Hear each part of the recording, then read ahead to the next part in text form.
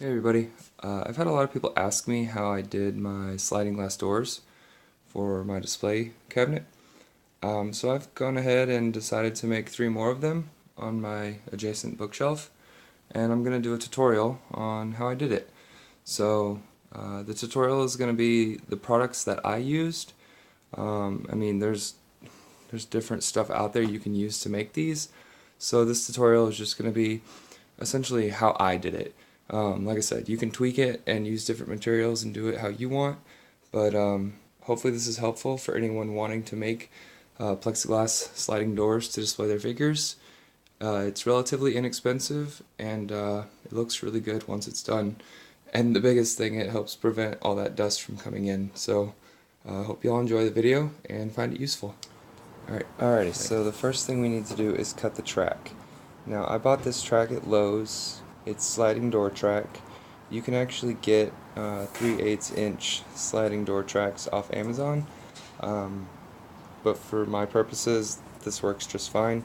So what I'm going to do first is I measured them all already to the exact length that I needed, so I'm going to cut them first, and once I have all my lengths cut, then I'm going to go back and I'm actually going to trim all of this off so that all I have left is this middle track, because that's what my plexiglass is going to be sliding up and down on.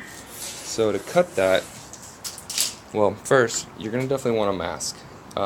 When you're cutting that stuff, it puts off a ton of dust and debris, so you'll want the mask so you're not breathing all that crap in. I'm using my corded Dremel, and I bought this attachment.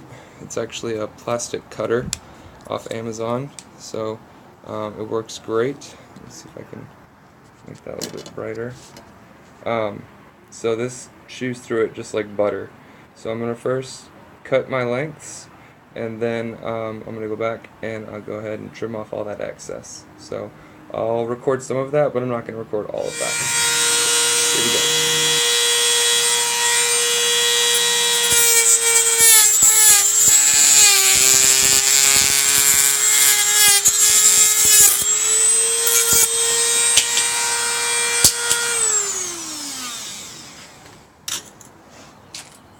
Alright, so now that I have my track cut to the length, now I'm going to actually take my Dremel and run it right along that edge, and it's going to take off all of that excess. So I'll go ahead and show you on one of them.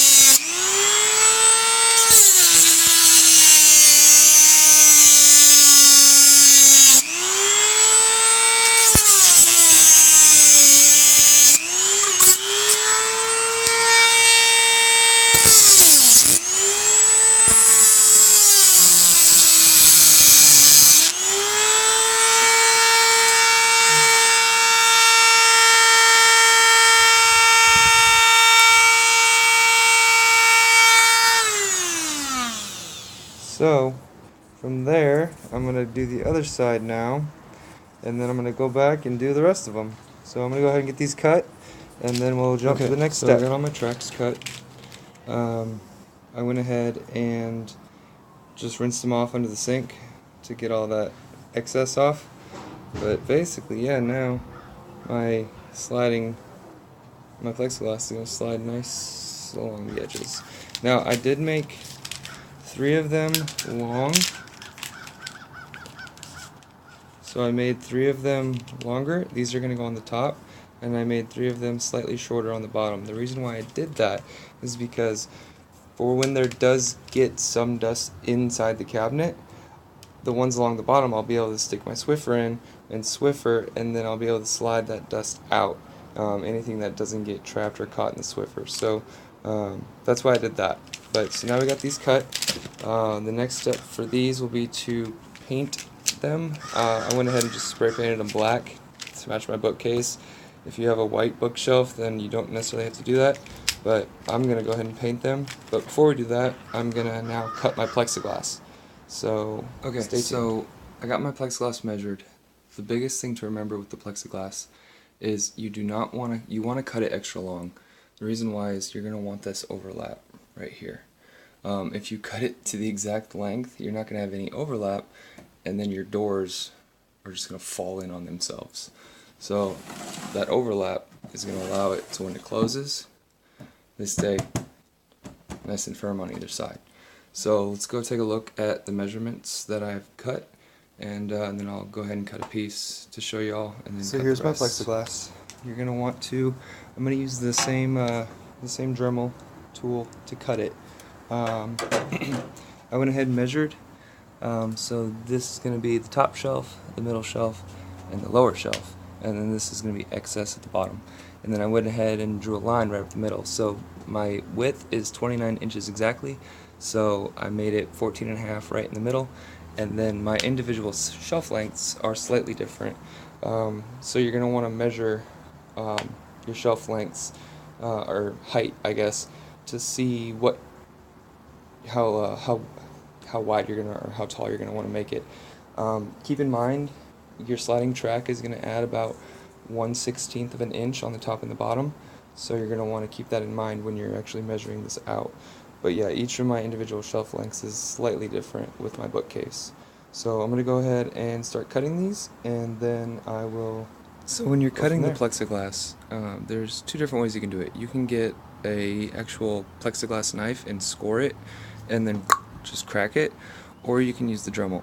If you're going to use the Dremel, the key is to kind of start light and then push it down, and then just kind of try and keep it moving. Don't stop, because if it stops, it's going to get a lot of buildup. Now all this buildup, it just cracks and breaks off, and I'll show you that. But so when I'm cutting it, you're going to want to try and keep it moving in one continuous motion.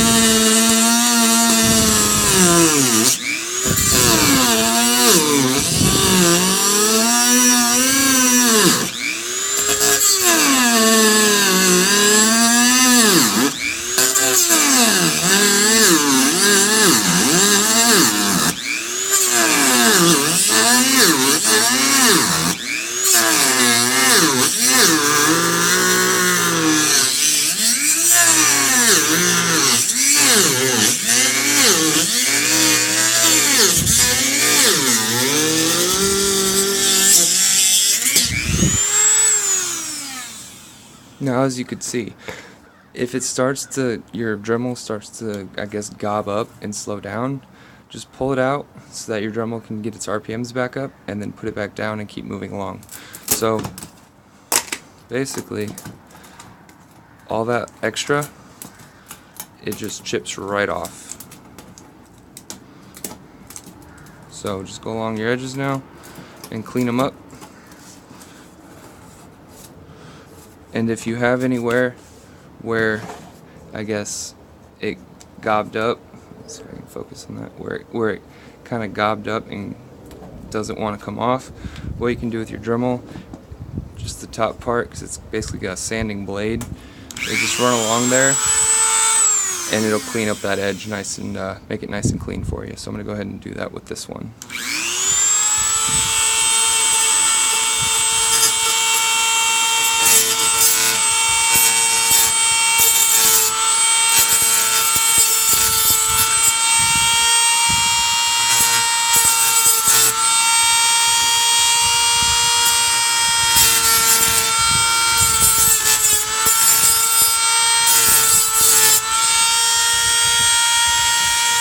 Now I'm going to go ahead and paint my tracks here. Just lay them out on some cardboard. I'm going to use this Rust-Oleum Universal. It's paint and primer, so it's all in one, and it covers plastic. So you want to make sure if you use the whatever brand you're using, make sure it'll adhere to plastic, because not all of them do. So I'm going to go ahead and get these sprayed down, let them dry. Once they're dry, then we can go ahead and install the actual shelves and the sliding doors in place.